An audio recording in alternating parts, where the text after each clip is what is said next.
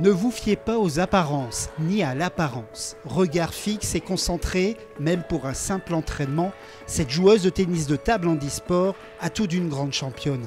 Elle l'a déjà prouvé il y a quelques semaines en devenant championne du monde. Et pour que le rêve continue, les échauffements sont appliqués pour qu'un entraînement produise l'effet escompté pour toujours aller plus loin.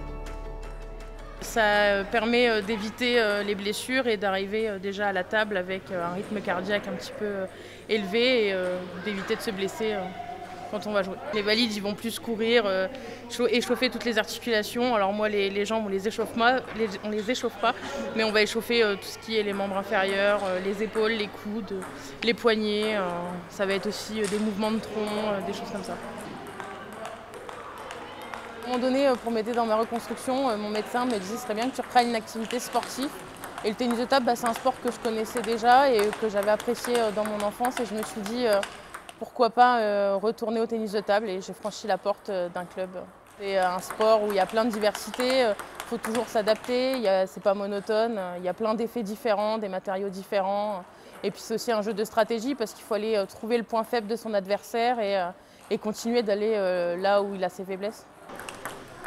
Le revers, je travaille beaucoup et quand on est en fauteuil au tennis de table, on est face à la table et on joue les 3/4 des balles en revers. Donc c'est vrai que c'est plus naturel de jouer en revers que de jouer en coup droit. Quand tu es là, tu n'es pas obligé de toujours la accélérer, de la ralentir. Comme je joue souvent en fauteuil, je sais ce que c'est de jouer en fauteuil. C'est très très dur. Il faut être très rapide, il faut être vif, il faut coordonner le bras gauche avec la raquette. On sait que le tennis de table, on a très peu de temps. Donc voilà, mais oui, elle a des belles qualités. Mais il y a encore beaucoup de choses à travailler.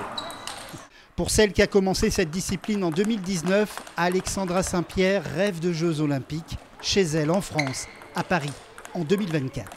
C'est le Graal pour un sportif, c'est la compétition de référence que tout sportif souhaite de faire et de ramener une médaille de ces Jeux, ramener la médaille d'or. Ramener la médaille d'or et jouer aussi les joueuses chinoises puisque je ne les ai pas encore jouées et que normalement la numéro 1 dans ma catégorie est une joueuse chinoise.